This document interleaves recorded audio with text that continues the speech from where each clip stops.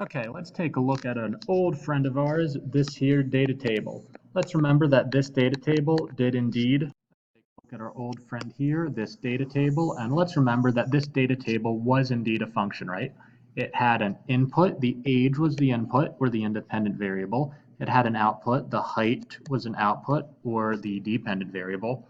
And it satisfied the most important rule that any so-called function needs to satisfy, that being that an individual input is matched with or produces only one output, right? So let's introduce one of our favorite things in this class, and that is a vocabulary definition, okay? Vocabulary definition. So let's start off by asking ourselves something. What are the inputs?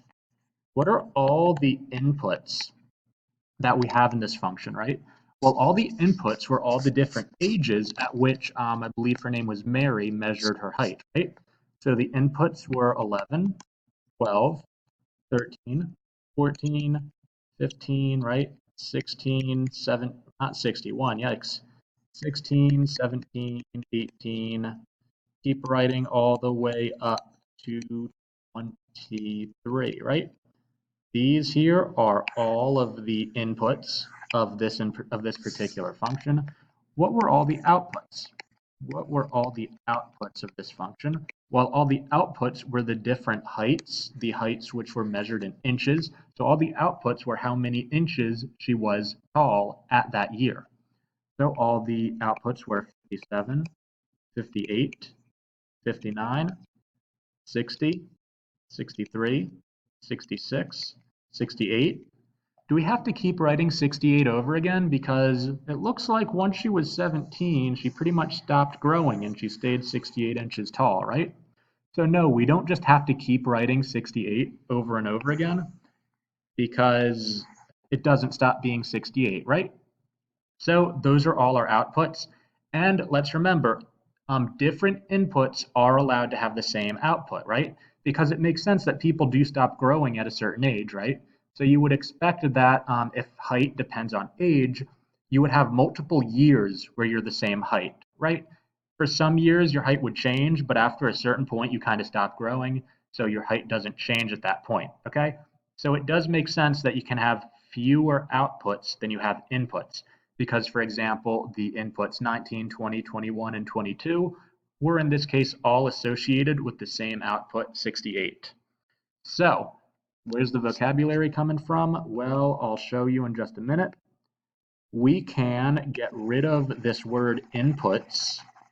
Unfortunately, the Microsoft Paint eraser is pretty small, but it's almost gone. We can get rid of the word inputs. We have a word for our collection of possible inputs for a function, and it's called the domain.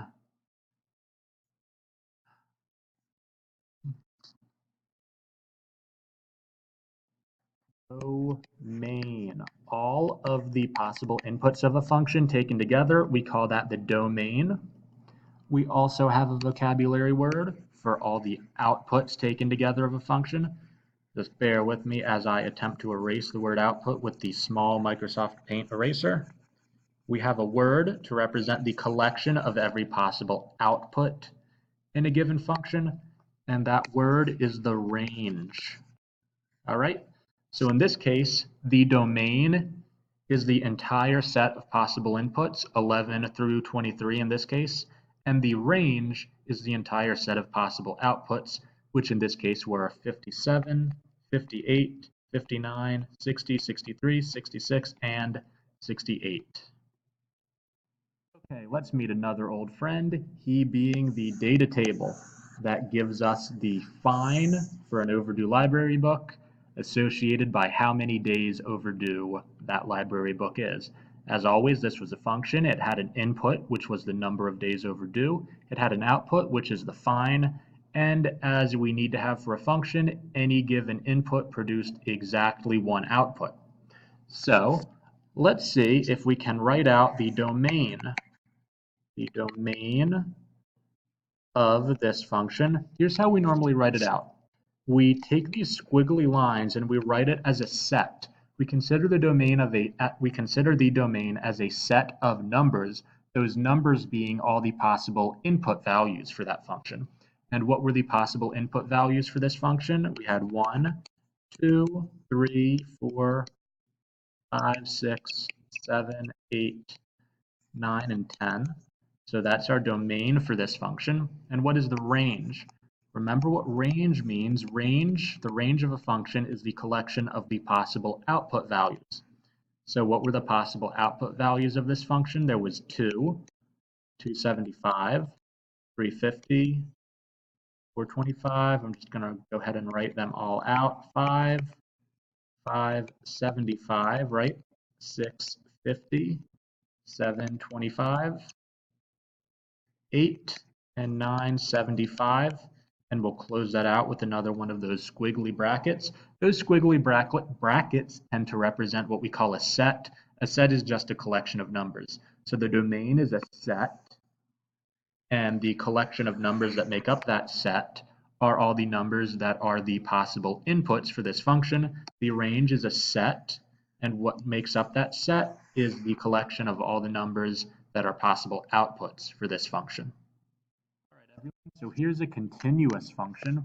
Let's say that the x-axis are input. Let's say again that represented distance from Philadelphia. And let's say again that our y-axis, the outputs, represented the time it takes to travel again, okay? And let's say that we were given this function. It kind of doesn't make any sense, this function, but let's just roll with it, okay? Let's just roll with the shape of this graph to make our point. Okay, so this is a continuous function. Let's say we wanted to find the domain. Let's say we wanted to find the domain of this function, okay? So remember what domain is. The domain is the collection of numbers which are possible inputs. So remember that the point of having a continuous function is that there's no gap between any of the inputs, right? So how can we write the domain? Like, we can't just say, okay, we'll start at 1, then we have 1.2, then we have 1.3, then we have 1.4, because wait, you need 1.1 also, but then you also need like 1.01.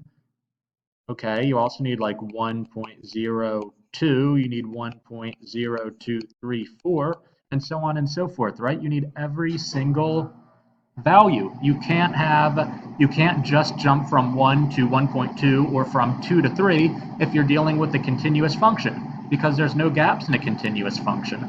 So let me erase this, and then we'll try to figure out how in the world we're going to be able to write the domain of a continuous function. Well, let's think for a minute. We can write it as an interval, right? What is the domain for this function? It's this interval, right? This entire interval is the domain because you can pick any value in it without having to jump from one value to another. Since it's continuous, you can pick any value in that interval. So the domain is, in this case, the interval between, and let's say this here is 0, it's the interval between 0 and 50. Do we have a way to write the interval between 0 and 50? We sure do. We have interval notation. And remember that if our interval starts at and includes 0 and goes up to 50 and includes 50, this is how we can write the interval between 0 and 50. And guess what? That's a perfectly good, excellent way to write a domain. So how are we going to write our domain here? We're going to write it this way. It's going to be the interval from 0 to 50. We could also call it, say, x less than or equal to 50, or x greater than or equal to 0, right? This is the same thing. Every value in that interval is a possible input. You couldn't possibly write them all out because you have to deal with every single tiny small decimal in between any two other given numbers. So you could never write out every possible member of the domain, but you can write out the indication of the entire interval of our domain. Same thing with the range, right? Same thing with the range. The range is the collection of every possible output. That's right here. And let's say this point right here was something like 40, 100. and let's say we knew that you didn't have an output for this function greater than 100, nor did you have an output in this function less than 0.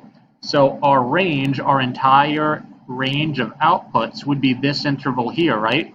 This would be the interval from 0 up to 100. How do we write the interval from 0 up to 100? We write it like so. We write it starts at and includes 0, and it goes up to and includes 100. And there's our range. Okay, everyone, let's practice a bit writing out ranges and intervals for certain functions, okay? Let's deal with this guy right here. Let's say we had 1, 2, 3, 4, and 5, okay? And let's say our outputs were right here. So something like this, okay? And let's say this was like 3, this was 4, right? Let's say both of these outputs were 5. And let's say this was also an output of 3, okay? So let's say we had our first data point, 1, 3. Our second data point, let's say, was 2, 4. That's this one right here. Our second data point was 3, 5. That's this one right here. Our third data point was 4, 5. That's that guy right there. Our fifth data point was 5, 3. That's that guy, okay? So what is our domain? Our domain is the collection of every possible input. What are the possible inputs, right? Those are the values on the x-axis, or the first number in all of our ordered pairs, and those possible inputs are 1, 2, 3, 4, and 5. So this is our domain. It's 1, 2, 3, 4, and 5. And what is our range? A range is the collection of all the possible outputs. Those are all the possible values indicated on our y-axis, or they are all the y values or all the second coordinates in our ordered pairs. So what are those possible outputs? Well, it looks like there's 3, 4, and 5, right? All right, so that's our range, 3, 4, and 5. We've got our domain, and we've got our range too. All right, let's take a look at now a continuous function. Let's quickly take a look at a continuous function. And let's say we're going to even allow negatives here, all right? Let's say for whatever reason this function started at -2, and let's say our function ended at the input 13, okay? So for this function, your inputs can range from -2 to +13, and let's say your function looked something like this, okay? So here's your function. Let's say the highest value of that function, let's say the highest output was 20, okay? And let's say the lowest output was, let's say, -18, okay? So here's our function. All of our domain is the set of all the possible inputs. That's this interval here, right? Since this is a continuous function, the entire interval of the x-axis over which our function takes inputs, those are the possible inputs, the entire interval. And so what's the domain? What's the domain? The domain we can write like this. X is within the interval that, let's see, it looks like it starts at -2 and it goes up to and includes +13, right? So there's our domain. And what is our range? Okay, well, our range are all the possible y values on the outputs, all the possible outputs on the y-axis. So our greatest output is 20, our least output is -18, and since it's a continuous function, all the values on that interval are outputs. So therefore, all the values on that interval are part of our range.